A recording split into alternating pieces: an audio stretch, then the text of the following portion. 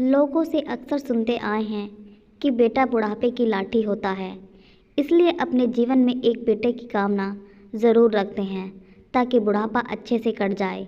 यह बात सच भी है क्योंकि बेटा ही घर में बहू लाता है।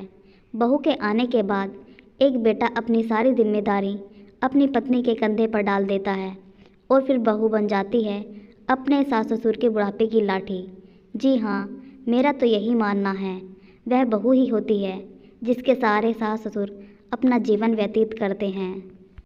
एक बहू को अपने सास ससुर की पूरी दिनचर्या मालूम होती है। कौन कब और कैसी चाय पीता है, क्या खाना बनाना है, शाम को नाश्ते में क्या देना है, रात को हर हालत में 9 बजे से पहले खाना बनाना है। अगर सास ससुर बीमार पड़ जाएं तो पूरे मन या बेमन से बहू देखभाल करती है। अगर एक दिन के लिए बहू बीमार पड़ जाए या फिर कहीं चली जाए तो बेचारे सास ससुर को ऐसा लगता है जैसे उनकी लाठी ही किसी ने छीन ली हो। वे चाय नाश्ते से लेकर खाने तक के लिए झटपटा जाएंगे। कोई पूछेगा नहीं, उनका अपना बेटा भी नहीं, क्योंकि बेटे को फुर्सत ही नहीं है। और अगर बेटे को फुर्सत मिल भी जाए तो वह कुछ नहीं कर पाएगा, क्योंकि उसे यह मालूम ही नहीं है कि माँ बाबूजी को सुबह से रात तक क्या क्या देना है। उसने कभी भी यह जानने की कोशिश नहीं की कि वह क्या खाते हैं, कैसे चाय पीते हैं। यह लगभग सारे घर की कहानी है। मैंने तो ऐसी बहुएं भी देखी हैं जो अपनी सास की बीमारी में तन मन से सेवा करती थीं, बिल्कुल एक बच्चे की तरह। जैसे बच्चे सारे काम बिस्तर पर करते हैं, ठीक उसी तरह उसकी सास भी करती थी और बेचारी बहू उसको साफ करती थी।